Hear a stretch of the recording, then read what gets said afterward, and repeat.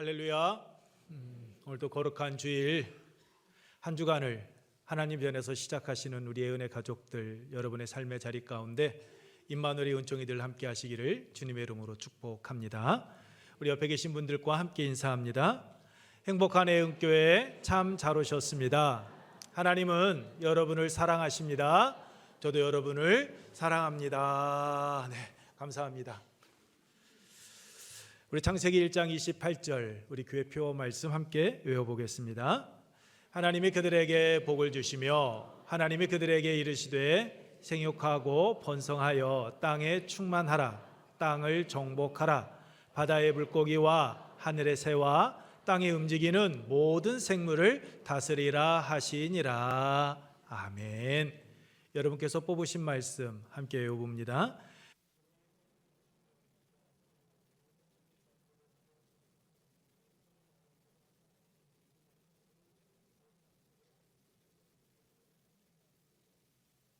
아멘. 이 두 말씀이 여러분의 삶, 우리 교회 가운데 임할 줄로 믿습니다. 여러분, 아미떼의 아들 어렵군요. 아미떼의 아들 요나 많이 들어보셨죠? 그가 누구입니까? 하나님의 명령을 어기고 니느웨 성에 가서 복음을 전해야 될 리가 그렇지 않고 다시스로 도망을 간 자였습니다. 요나가 니느웨 성에 가지 않고 다시스를 향하여 간 이유가 무엇입니까? 하나님의 얼굴을 피할 수 있을 것이라 생각을 했기 때문입니다. 하나님께서 그에게 맡겨주신 사명 감당하기 싫었던 겁니다. 왜냐하면 그 당시 니느웨는 북이스라엘의 적대국이었던 아수르의 수도였기 때문입니다. 그렇기 때문에 그 당시 상황만을 놓고 보면 이 배타주의적인 민족주의를 드러낸 요나의 행동 충분히 이해할 수 있는 겁니다. 여러분, 이번에 미국 제47대 대통령으로 누가 당선이 됐습니까? 도널드 트럼프. 사람들이 트럼프가 대통령이 되면 안 된다라고 이야기했습니다. 그런데 미국 국민들은 트럼프를 지지하고 뽑았습니다. 이유가 무엇입니까? 미국 우선주의를 내놓고 있기 때문입니다. 지금 자기네들의 삶이 너무나도 힘들고 어려우니까 우리는 그래도 미국 우선주의를 내놓고 있는 트럼프가 당선이 돼야 우리의 삶이 좀 더 나아질 거라 생각을 하고 그렇게 미국 국민들은 트럼프를 뽑았습니다. 여러분, 그런 미국 국민들 우리가 욕할 수 있을까요? 욕할 수 없습니다. 우리야 너무 나라니까 이야기하죠. 그러면 안 된다라고. 하지만 당사자들은 그렇지가 않습니다. 여러분, 요나도 이와 같았던 겁니다. 아수르의 멸망은 곧 북이스라엘의 평화를 의미했습니다. 그런데 하나님은 요나와 다른 생각을 가지고 계셨습니다. 아직 때가 이르지 않았던 거죠. 그래서 바닷 가운데 큰 폭풍이 일어나게 하셔서 다시스로 향하던 그 요나의 길을 하나님은 막으셨습니다. 하나님의 뜻이 아니었기 때문입니다. 하나님의 뜻은 니느웨 성 사람들이 하나님의 심판을 받아 멸망하는 것이 아니었습니다. 그들이 자신들의 잘못을 깨닫고 회개하고 돌아오는 것이었습니다. 왜냐하면 하나님은 온 우주의 창조주이시며 이 세상 만물을 주관하시는 하나님이시기 때문입니다. 선민 이스라엘 백성들뿐만 아니라 이방인들의 삶까지도 그들의 역사까지도 개입하시고 주관하시는 분, 그분이 바로 우리가 믿는 하나님이시기 때문입니다. 그들이 아무리 악하다 할지라도 하나님은 그들을 긍휼히 여겨주시는 하나님이시기 때문이죠. 요한일서 4장 10절로 11절 말씀입니다. 우리 함께 읽습니다. 요나 4장 10절로 11절 말씀.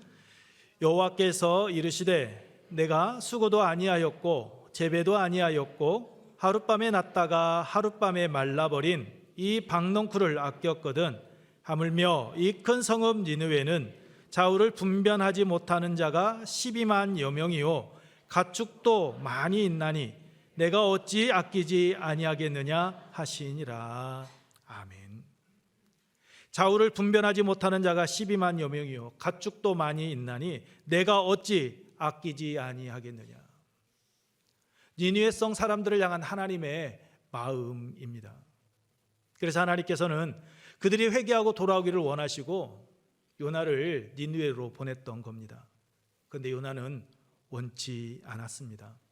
그래서 다시스로 도망을 친 것이죠. 요나 4장 2절에서 요나가 하나님을 향하여 말합니다. 주께서는 은혜로우시며 자비로우시며 노하기를 더디하시며 인애가 크시사 뜻을 돌이켜 재앙을 내리지 아니하시는 하나님이신 줄을 내가 알았음이니이다 라고 말입니다. 무슨 말입니까? 니느웨 백성들을 향한 하나님의 마음 알고 있다라는 겁니다. 하나님은 자비와 긍휼의 하나님이심을 자신은 알고 있다라는 거죠. 그런데 요나는 그가 고백하였던 것과 같이 은혜롭고 자비롭고 노하기를 더디하시며 인애가 크신 하나님께서 자신을 왜 니느웨 성으로 보냈는지를 알면서도 하나님의 뜻을 거스른 겁니다. 하나님께서 그들에게 긍휼을 베풀어 주시자 불평과 불만을 토로했더니 그가 여러분 요나였습니다. 하나님께서 자신을 니느웨 성으로 보냈던 이유, 그의 머리로는 이해가 되었습니다. 그런데 그의 가슴으로는 그 하나님의 그 명령이 와닿지가 않았던 겁니다. 하나님의 택함을 받았습니다. 하나님의 보냄을 받았습니다. 하지만 그는 하나님의 택함을 받고 보냄받은 자다운 그 목적에 합한 자의 삶을 살지 못했습니다. 여러분, 요나의 이 이기적인 모습이 오늘 이 시간 하나님 전에 나와 예배드리고 있는 우리의 삶의 모습이 아니기를 바랍니다. 우리를 향한, 우리를 부르신 그 하나님의 뜻을 우리의 머리와 우리의 가슴으로 바로 알고 우리의 입술로 고백하며 우리의 삶의 자리에서 그것을 이루어가는 그런 행동하는 신앙인, 그런 애흥교회 우리 성도들의 삶의 자리가 되기를 축복합니다. 여러분, 믿음의 조상 요셉은 어떻습니까? 그는 자신이 바로의 꿈을 해석한 대로 7년 대흉년이 시작되어 각국에 기근이 심하여 양식을 구하러 온 형들을 만났을 때 그가 어떻게 합니까? 요나가 하나님의 뜻을 알면서도 하나님의 그 택함을 받고 부름받은 자로서의 그릇된 길 걸어간 것처럼 이 요셉도 여러분 자신의 감정대로, 자신의 생각대로, 자신의 기분대로 여러분 행했습니까? 22년 전 자신의 그 울부짖음에도 불구하고 자신을 외면한, 자신을 노예로 팔아버렸던 그 형들에 대한 그 앙금 여러분 그대로 풀어냅니까? 요셉은 그렇지 않았습니다. 요셉은 두려움에 떨던 형들을 향하여 말합니다. 창세기 45장 5절과 7절, 8절 말씀입니다. 우리 함께 읽겠습니다. 당신들이 나를 이곳에 팔았다고 해서 근심하지 마소서, 한탄하지 마소서. 하나님이 생명을 구원하시려고 나를 당신들보다 먼저 보내셨나이다. 하나님이 큰 구원으로 당신들의 생명을 보존하고 당신들의 후손을 세상에 두시려고 나를 당신들보다 먼저 보내셨나니 그런즉 나를 이리로 보내니는 당신들이 아니요 하나님이시라. 아멘. 여러분, 자신이 겪은 그 모든 일이 하나님의 섭리 안에서 이루어진 일이다라고 여러분 고백합니다. 이 요셉의 고백이 오늘 이 시간 하나님 전에 나오셔서 예배드리고 계시는 우리의 은혜 가족들, 우리의 삶의 고백이기를 축복합니다. 여러분, 요셉은 형들에게 버림을 받았습니다. 억울하게 누명을 쓰고 옥에 갇혀 지냈습니다. 자신의 그 억울함을 풀어줄 줄 알았던 술 맡은 관원장에게 외면을 당했습니다. 앞이 보이지 않는 캄캄한 그 삶의 연속이었습니다. 하지만 요셉은 하나님을 향한 믿음 잃지 않았습니다. 자신의 눈앞에 펼쳐진 냉혹한 현실 속에서도 그는 보이지 않는 하나님을 바라보았습니다. 그러했기에 자신의 삶 가운데 펼쳐진 모든 일들이 하나님의 섭리 가운데 이루어진 일임을 깨닫고 그렇게 믿음의 고백을 드릴 수가 있었던 겁니다. 서로 눈치 보고 두려움에 떨며 어찌할 줄 모르던 그 형들을 위로하고 품어줄 수가 있었습니다. 이 모든 것이 7년 대흉년에서 수많은 사람들의 생명을 구원하기 위한 하나님의 뜻 안에서 이루어진 일임을 그는 깨달아 알았기 때문입니다. 오늘 본문에 나오는 예수님께서 이 땅에 오신 목적을 알고 본문 38절에서 내가 이를 위하여 왔노라 라고 말씀하신 것처럼 하나님께서 자신을 택하시고 애굽에 보내신 그 목적을 요셉은 깨달았던 겁니다. 요셉의 이 깨달음의 은혜가 여러분의 삶 가운데 있기를 소망합니다. 그래서 오늘 이 시간 하나님 전에 나오셔서 예배드리시는 여러분 모두 하나님께서 나를 부르시고 하나님께서 나를 택하여 선택하여 주셨다라는 그러한 믿음에 대한 확신을 가지고 하나님께서 맡겨주신 그 사명을 기쁨으로 감당해 나아가는 여러분의 삶의 자리, 그래서 여러분으로 인하여서 죽어가는 많은 영혼들이 생명의 길로 나오는 그 기쁨이 있기를 축복합니다. 여러분, 본문 말씀을 보면 수많은 사람들이 예수님을 찾아왔습니다. 예수님께서 병자들을 고쳐주셨다는 그 소식을 들었기 때문입니다. 분명히 이 사람들 가운데는 질병으로 인하여 신음하는 사람들도 있었을 것이고, 또 예수님께서 전날 고쳐주셨던 그 은혜에 감사해서 그 감사의 마음을 표현하기 위하여 그 가족들과 함께 온 이들도 있었을 것입니다. 또 예수님께서 말씀으로 귀신을 쫓아내시고 말씀으로 병든 자를 고쳐주신 것을 들었던 이들이 그 소식을 듣고 호기심에 예수님을 만나기 위하여 찾아온 이들도 있었을 겁니다. 누가복음 19장에 나오는 세리장 삭개오가 예수님을 보기 위하여 돌무화과 나무에 올라가고, 요한복음 3장에서 바리새인이요 유대인 지도자였던 니고데모가 밤에 예수님을 만나기 위하여 찾아온 것처럼 자신들의 그 호기심 때문에 예수님을 찾아온 이들도 분명 있었을 겁니다. 예수님의 권세 있는 말씀도 한번 들어보고 정말로 자신의 두 눈으로 예수님께서 병자들을 고쳐주시는지 그것이 거짓인지 참인지 확인하고 싶은 마음에 예수님을 찾아온 이들도 있었을 것입니다. 그런데 여러분, 오늘 본문 말씀을 통하여 보면 알 수 있듯이 그런 자들 모두 예수님을 만날 수 없었습니다. 35절 말씀과 같이 예수님께서 베드로의 집을 떠나 이미 한적한 곳을 찾아가 그곳에서 기도하고 계셨기 때문입니다. 그래서 제자들이 예수님께서 기도하시던 곳까지 찾아와서 37절 말씀처럼 모든 사람들이 주를 찾고 있다라는 그 소식을 전하여 준 겁니다. 그런데 예수님께서는 그 제자들의 소식을 듣고서도 여러분 전혀 다른 반응을 보여주셨습니다. 그들이 기다리는 곳으로 가지 않으셨습니다. 38절로 39절 말씀처럼 다른 가까운 마을들로 가자 거기서 전도하리니 내가 이를 위하여 왔노라 라고 말씀하시며 자신을 찾고 있는 사람들을 떠나 다른 마을로 향해 가셨습니다. 열병을 앓던 베드로의 장모, 혹시나 전염되지 않을까요? 사람들이 두려워 떨 때에도 예수님은 직접 나아가 일으켜 세워주셨던 예수님이셨습니다.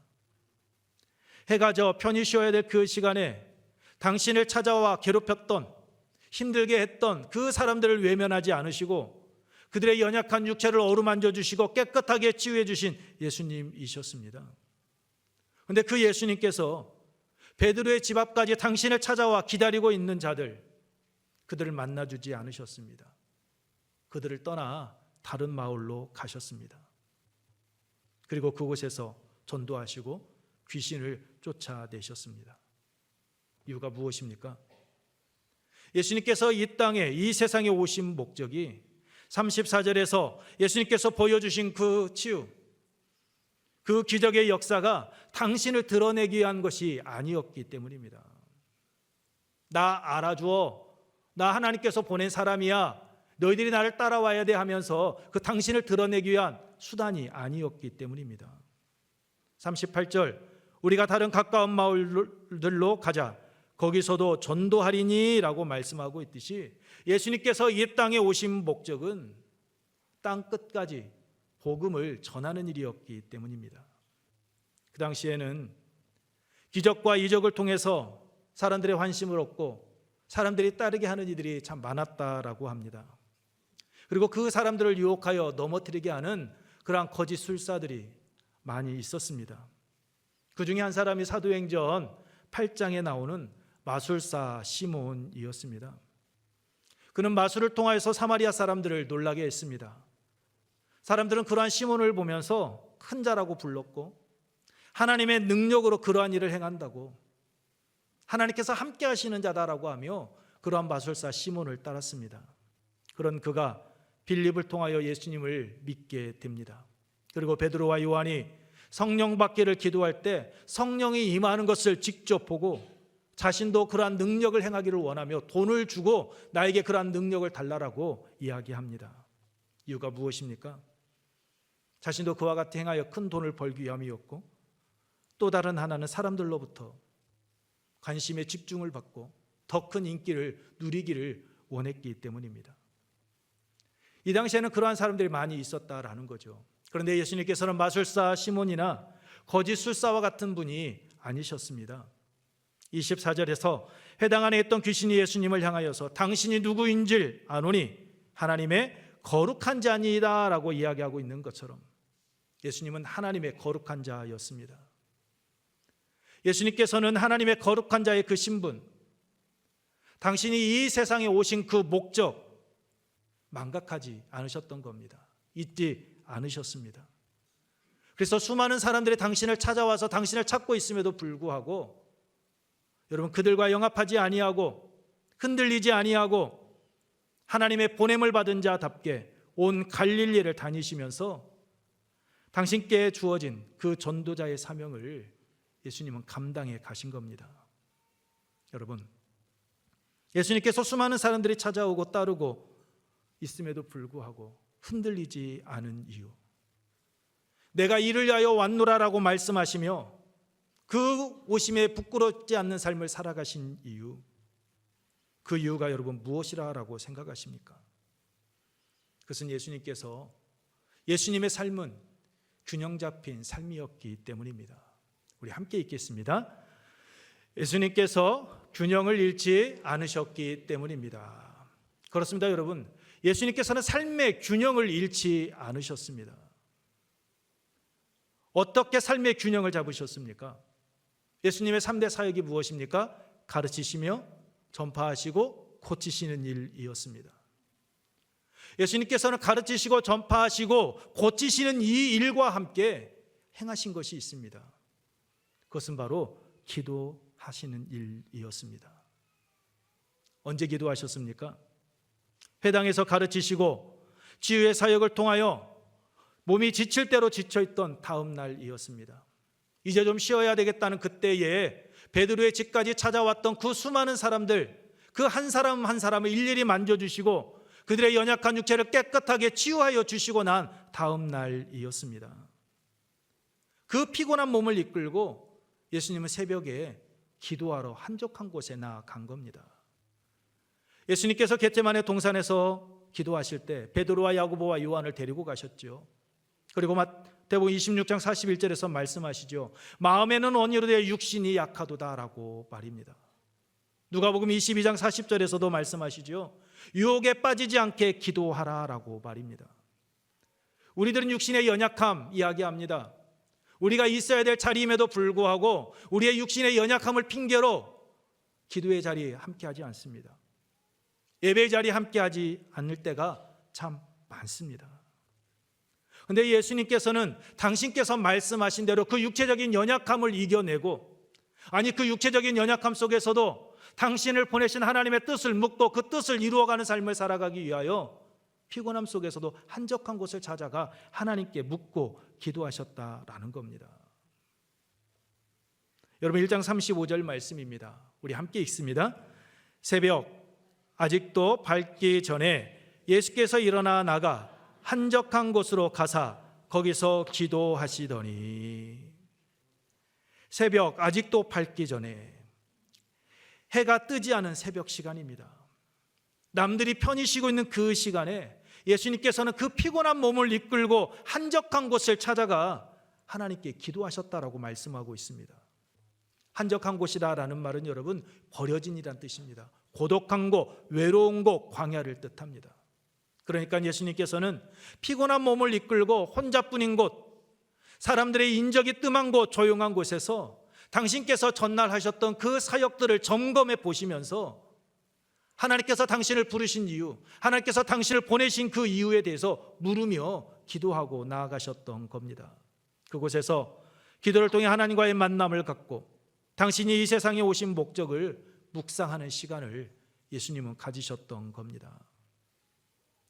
여러분, 누가복음 18장 11절로 12절에 나오는 바리새는 여러분 어떻습니까? 세리와 자신을 비교합니다. 이 바리새는 자신의 그 모습을, 경건한 행위를 과시하고 보여주기 위하여서 사람들이 보라는 듯이 그렇게 기도했습니다. 그런데 예수님은 여러분 어떻습니까? 한적한 곳, 혼자 있는 곳, 남들이 자신을 기도하고 있는 거 모르는 그곳을 찾아가 조용히 기도하셨습니다. 하나님과의 교제를 통해 당신께서 이 땅에 오신 그 이유, 그 사명의 길을 걸어가기 위함이었던 겁니다. 여러분, 예수님께서는 기도하신 후 전도하러 갈릴리로 나아가신 것처럼 당신의 그 사역의 시작과 끝을 기도를 통하여서 하나님과 함께 하셨습니다. 이처럼 예수님께서는 기도와 사역이 병행하는 균형 잡힌 삶을 사셨습니다. 하나님의 아들이셨습니다.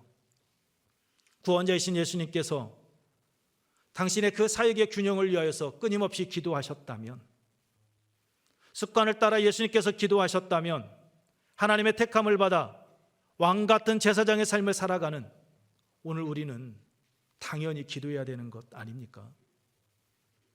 여러분, 새벽 예배, 저녁 기도에 나오셔서 지금 기도해야 된다라고 말씀드리는 것 아닙니다. 새벽 기도의 시간에, 저녁 기도의 시간에 나오셔서 기도하시는 거 참 귀하죠. 참 좋습니다. 훌륭하십니다. 여러분, 하지만 중요한 것은 어떤 장소, 시간이 아닙니다. 오늘 내가 어떤 마음의 자세로 하나님 앞에 나와왔고 하나님께 기도하고 있느냐입니다. 형식적으로 남들에게 보여주기 위해서라도 새벽 기도회와 저녁 기도에 나오셔서 기도하는 것, 나오지 않는 것보다는 분명히 좋은 것입니다. 그렇게 하셔야 됩니다. 그런데 정말 중요한 것은 여러분, 하나님 앞에 나와 기도하는 것이 오늘 내 인생에 있어서 예수 그리스도의 보혈의 피로 죄사함 받고 성숙한 신앙인의 길을 걸어가는 오늘 우리에게 있어서 가장 귀한 시간임을 확신하고 그 마음의 자세로 하나님 앞에 나와 기도해야 한다라는 겁니다. 하나님께 내 마음을 아뢰고 나를 향한 하나님의 뜻이 무엇인지 묻고 그곳에서 하나님의 영광을 위해서 한 걸음 한 걸음 나아가는 그 다짐과 결단이 오늘 우리의 삶의 자리에 임하는 것이 중요하다라는 겁니다. 여러분, 나를 향한 하나님의 뜻이 무엇인지 물을 수 있는 기도의 장소, 기도의 시간을 만들어 가십시오. 그것이 새벽 기도회, 저녁 기도회가 아니어도 괜찮습니다. 여러분의 삶의 자리에서 여러분과 하나님과 1대1로 대면할 수 있는 그 시간 만드시고 그리고 그곳에서 나가셔야만 하는 겁니다. 여러분, 새벽이든 밤이든 그 기도하는 시간이 하나님과 만날 수 있는 가장 좋은 시간임을 여러분 잊지 마십시오. 새벽과 저녁, 하루 일과를 시작하고 하루 일과를 마치고 나의 삶의 모습을 뒤돌아보며 나를 향한 하나님의 뜻이 무엇인지 점검해보는 그 시간, 내가 옳게 살았는지 그르게 행하였는지 나를 점검해보고 나아가는 이와 그렇지 않은 자의 모습이 여러분 같겠습니까?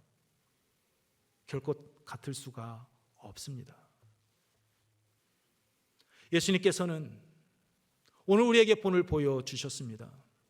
새벽 미명에 피곤한 몸 이끌고 하나님을 찾아 나아가셨습니다. 하나님과 대면할 수 있는 곳, 하나님의 하나님의 보내심을 받은 자로서 내가 하나님의 뜻을 이루어가는 삶을 살아가고 있는지 자신의 삶의 모습을 점검해 보시는 그 길을 예수님은 우리에게 본으로 보여주셨습니다. 여러분, 예수님께서는 당신에게 주어진 그 사역과 기도 어느 한쪽에 치우치지 않으셨습니다. 균형을 잃지 않으셨습니다. 그러하셨기에 수많은 사람들이 당신을 따르고 있음에도 불구하고 내가 이를 위하여 왔노라고 말씀하시며 더 많은 사람을 구원하기 위해서 유혹의 손길을 이겨내고 온 갈릴리를 다니시며 복음을 전파하신 겁니다. 하나님의 나라와 하나님의 의를 구하는 삶 살아가셨습니다. 사역의 그 현장에서 예수님은 균형을 잃지 아니하고 당신이 이 땅에 오신 목적을 이루신 그 예수님의 모습, 오늘 이 시간 하나님 전에 나와 예배드리고 계시는 우리 예은교회 성도들, 오늘 우리의 모습이기를 소망합니다. 여러분, 일 많이 하는 것 좋지요. 그런데 그것보다 더 중요한 것은요, 여러분, 그 일이 기도와 함께 병행되어져야 한다라는 겁니다. 성숙한 신앙인은 예수님께서 본을 보여주신 것과 같이 자신의 삶의 현장에서 일손 내려놓고 조용히 하나님을 만나는 시간 가져야 합니다. 예수님과 같이 한적한 곳을 찾아 하나님의 뜻을 묻고 나 자신을 뒤돌아보는 시간을 가져야만 합니다. 그때 여러분, 신앙의 균형을 잃어버리지 않습니다. 예수님과 같이 어떠한 유혹에도 흔들리거나 넘어지지 않고 보냄받은 자로서의 그 사명을 감당해 갈 수 있습니다. 하나님의 부르심에 아멘으로 응답하며 우리가 걸어가야 되는 그 길은 우리의 힘으로 되어지지 않습니다. 하나님께서 주시는 힘으로 나를 향한 하나님의 뜻이 무엇인지 바르게 깨달을 때 우리는 그 길 걸어갈 수 있습니다. 저는 우리의 은혜 가족들이 기도하는 삶을 통하여서 내가 이를 위하여 왔노라라고 말씀하시며 그 사역의 길을 걸어가신 예수님처럼 하나님께 부름받은 자로서 하나님의 영광을 드러내는 그런 믿음의 길을 걸어가기를 축복합니다. 말씀을 마치겠습니다. 여러분, 일과 기도는 한쪽에 치우치고 행해서는 안 됩니다. 함께 해야 하는 것입니다. 그래야 예수님과 같이 세상의 유혹에 넘어지지 않습니다. 우리가 있어야 할 곳, 해야 할 일을 바르게 분별하고 부르심에 합당한 삶 살아가게 됩니다. 그러므로 예수님께서 본을 보여주신 것과 같이 일과 기도가 균형 잡힌 삶 살아가시기 바랍니다. 열심히 삶의 현장에서 여러분 일하십시오. 그리고 쉬지 말고 기도하라는 데살로니가전서 5장 17절 말씀과 같이 여러분의 생각과 하는 모든 일들을 기회가 되는 대로 하나님과 함께 나누는 그러한 삶 살아가시기 바랍니다. 그래서 내가 이를 위하여 왔노라고 말씀하신 예수님과 같이 그 어떤 유혹에도 넘어지지 않고 하나님의 뜻을 이루는 삶, 열매 맺는 삶, 승리의 삶을 살아가시는 그 주인공들 여러분 모두가 되시기를 축복합니다.